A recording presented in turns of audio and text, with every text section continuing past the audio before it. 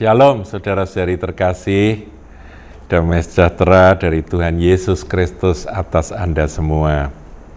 Saudaraku, kemarin kita sudah belajar tentang Antikristus, dan Antikristus akan menyatakan diri di Bait Allah. Jadi kalau Bait Allah belum berdiri, Antikris belum bisa menyatakan diri. Meskipun sudah ada, tapi belum bisa menyatakan diri bahwa dia adalah Antikris. Dengan demikian kita wait and see, menunggu dan sambil mengamati apa yang terjadi di Israel sebagai lonceng zaman. Nah saudara, sekarang kita akan sedikit belajar. Ada firman, ayat firman di dalam 2 Tesalonika tersebut yang menyatakan bahwa Antikris itu tidak bisa muncul karena ada yang menahan. Nah ini menimbulkan banyak tafsiran, saudara. Kita lihat ayat yang ke-5 mulai. 2 Tesalonika 2 ayat 5. Tidakkah kamu ingat bahwa hal itu telah kerap kali kukatakan kepadamu ketika aku masih bersama-sama dengan kamu? Dan sekarang kamu tahu apa yang menahan dia, sehingga ia baru akan menyatakan diri pada waktu yang telah ditentukan baginya. Saya ulangi ayat 6. Dan sekarang kamu tahu apa yang menahan dia. Apa yang menahan dia kok sampai dia itu nggak bisa muncul. Sehingga ia baru akan menyatakan diri pada waktu yang telah ditentukan baginya. Jadi munculnya Antikris itu ada waktunya. Kalau belum tiba waktunya, ya Antikris nggak akan bisa muncul. Nah, pada waktu Rasul Paulus menulis surat kepada Tesalonika ini dengan ilham roh, pada saat itu Bait Allah masih ada, saudara. Jadi sebetulnya bukan masalah Bait Allah belum ada, itu yang menahan Antikris menyatakan diri atau tidak bisa menyatakan diri. Apa yang menahannya itu jelas bukan masalah bangunan Bait Allah, bukan. Nah kemudian apa yang menahan dia? Nah itu yang akan kita bahas, saudaraku. Ayat 7, karena secara rahasia kedurhakaan telah mulai bekerja, tetapi sekarang masih ada yang menahan. Kalau yang menahannya itu telah disingkirkan, pada waktu itulah si pendurhaka baru akan menyatakan dirinya. Kemudian dilanjutkan, Tuhan Yesus akan membunuhnya dengan nafas mulutnya dan akan memusnahkannya kalau ia datang kembali. Jadi riwayatnya itu urut-urutannya seperti itu. Sekarang Antikris belum bisa muncul. Nah, kita yang hidup setelah peristiwa kehancuran Bait Allah, kita tahu bahwa sebelum Bait Allah ada, Antikris belum bisa mendeklarasikan diri, belum bisa menyatakan diri bahwa aku adalah si dia, begitu ya. Karena dia harus muncul sebagai pembinasa keji yang berada di tempat yang tidak seharusnya atau berada di tempat kudus itu. Nah, saudara, kemudian apa yang menahan dia? Kok sampai Paulus berkata, sekarang kamu tahu. Terus terang saya jawab, Om Paulus, saya nggak tahu apa yang menahan dia. Dan ini menimbulkan banyak tafsir, saudaraku. Apa yang menahan? Ada yang menafsirkan gereja Tuhan. Gereja, kalau gereja belum disingkirkan, maka Antikristus tidak bisa menyatakan diri. Nggak bisa. Itu pendapat, saudaraku.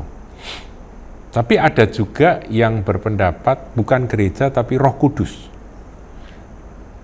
Kalau Roh Kudus sudah disingkirkan, barulah nanti Antikris bisa menyatakan diri.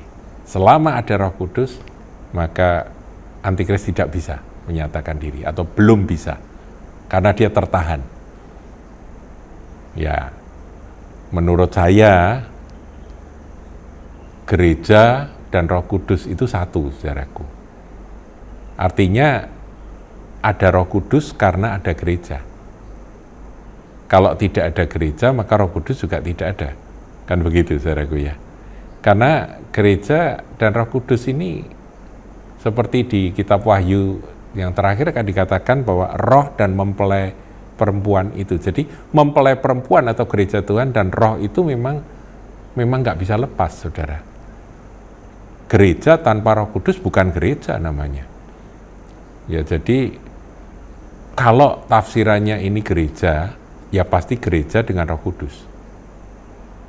Kalau gereja tanpa Roh Kudus, ya sudah bukan gereja lagi itu namanya. Ya, sederhana itu. Jadi dalam tafsiran ini ya gereja saja. Ya, jadi gereja saja. Kalau mau pakai Roh Kudus diangkat, ya itu nanti bukan gereja. Yang tersisa itu bukan gereja, begitu ya. Nah, begini saudaraku. Gereja, mengapa kok sampai ditafsirkan mampu atau dialah yang menahan akan antikristus untuk menyatakan diri? Karena gereja adalah garam dan terang dunia. Nah, ada penafsir yang mengatakan bahwa garam itu salah satu fungsinya adalah menahan proses pembusukan. Jadi dunia ini sedang dibusukkan oleh dosa, kuasa iblis, kuasa dosa.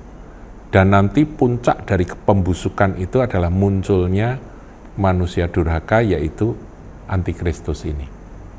Nah, proses pembusukan dunia atau manusia-manusia di dunia ini itu ditahan oleh garam.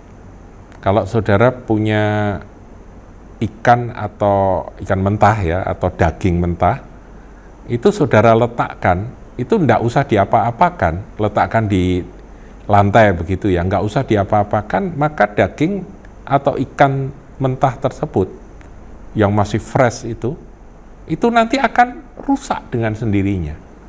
Karena apa? Karena ada proses pembusukan di udara ini, ada bakteri-bakteri pembusukan yang membuat proses pembusukan itu terjadi.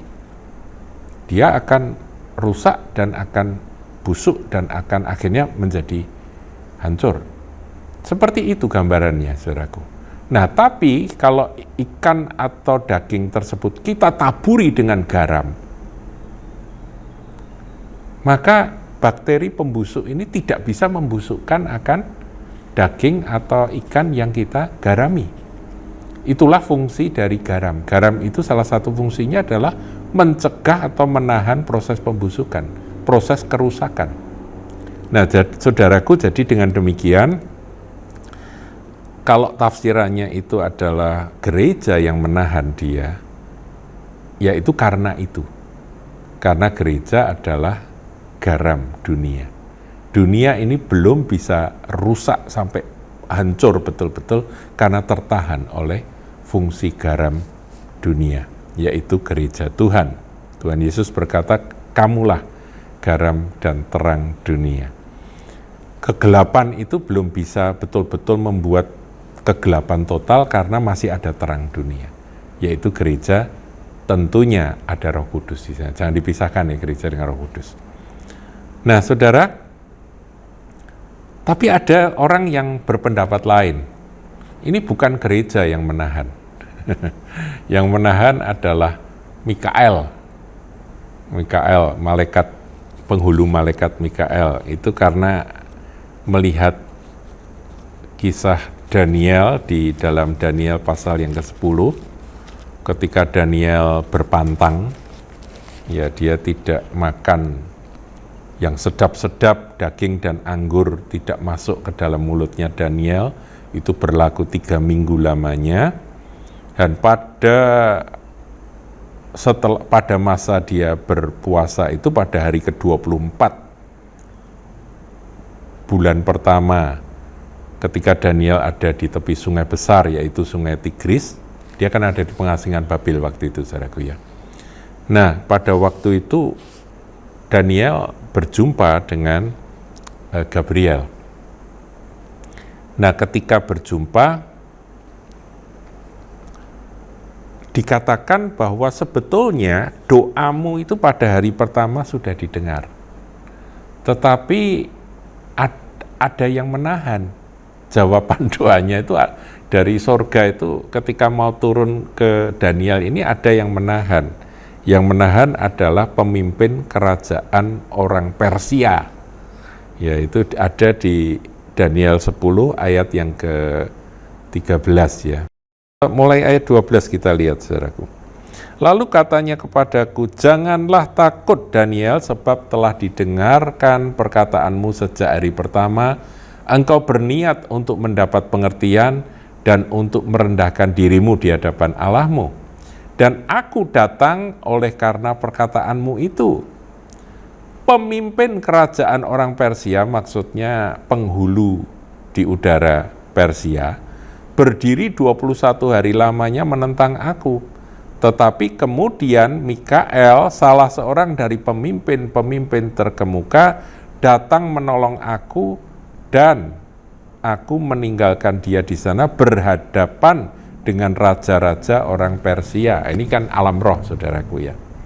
Hadap-hadapan dengan penghulu-penghulu, pemimpin-pemimpin dunia roh yang ada atas Persia.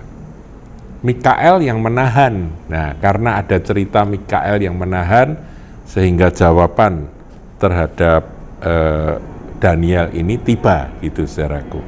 Nah, inilah yang membuat ada satu penafsiran yang tidak terlalu populer yang mengatakan bahwa yang menahannya itu adalah Mikael. Ya, terus bagaimana pandangan kita? Kita sama-sama belum tahu, saudaraku. Tapi saya lebih cenderung untuk berpendapat bahwa yang menahan adalah gereja. Berarti gereja nanti pada waktunya akan disingkirkan. Karena istilahnya penyingkiran, maka ada juga yang menafsirkan bahwa itulah teori penyingkiran, di mana gereja Tuhan akan disingkirkan, ya seperti Wahyu 12 itu ya, dikatakan bahwa perempuan itu melahirkan seorang anak yang dibawa ke tahta Allah, kemudian perempuan itu sendiri dilarikan ke padang gurun dan dipelihara selama 42 bulan. Jadi disingkirkan gitu ya, jauh dari mata ular tua itu, jadi mata ular naga itu. Jadi ini penyingkiran, jadi dilindungi. Nah, teorinya seperti itu, saudaraku. Memang agak susah karena memang berbagai teori tentang ketika antikris itu muncul, apakah gereja harus menghadapi antikris, ataukah gereja yang menahan antikris kemudian gereja disingkirkan, atau bahkan disingkirkan itu ditafsirkan diangkat, gitu ya. Peristiwa pengangkatan, baru antikris bisa muncul. Pendapat bisa berbeda-beda, saudara. Dan saya berharap jemaat Kahal menjadi dewasa, menyikapi, jangan sampai ngotot, harus begini, harus begitu, nanti ribut, saudaraku. Sama-sama belum melewati, dan kita izinkan berbagai pandangan itu kita pelajari. Kita boleh cenderung milih yang ini atau itu, tetapi bukan itu yang penting. Yang penting bahwa memang kebenaran yang disingkapkan itu bagian kita. Yang belum tersingkap itu rahasianya Tuhan. Kalau itu memang misteri, ya kita mau apa lagi. Nah, tentang misteri-misteri ini saya sudah membahas di dalam seri kedatangan Tuhan. Ini kan pengulangan, saudaraku. Nah, di sana saya membahas tentang 4 misteri yang terjadi atau tergenapi pada waktu yang bersamaan. Ya, lain waktu kita akan ulangi ini di dalam Suara Gembala, supaya saudara yang belum mengikuti pelajaran seri itu, yang sudah sebetulnya masih bisa cari itu di YouTube. Ya, seri kedatangan Tuhan. Tapi saya akan ulangi, nggak apa-apa. Bukankah ada kitab ulangan yang artinya kita harus sering mengulang-ulang. Demikian saudaraku, jadi yang menahan, ada yang bilang gereja, ada yang bilang Roh Kudus, tapi sebenarnya Roh Kudus dan gereja satu, tapi ada yang bilang Mikael, ya, tetapi memang sampai sekarang tertahan. Dan kita lebih sederhana, lebih taktis, lebih cerdas kalau kita berkata, ya tunggu aja bait Allahnya belum. Tapi bait Allah katanya dalam 3 hari sudah bisa jadi, karena knockdown, ya. Knockdown itu jadi bisa ditancap-tancap gitu langsung jadi. Ya Cina aja bisa bangun rumah sakit dalam waktu 2 minggu. Ya jadi kita nggak ngerti saudaraku, bait Allah itu nanti terbangun dalam waktu sesingkat apa. Jadi kita nggak boleh lengah. Demikian penjelasan tentang 2 Tesalonika 2 ini. Tuhan Yesus memberkati.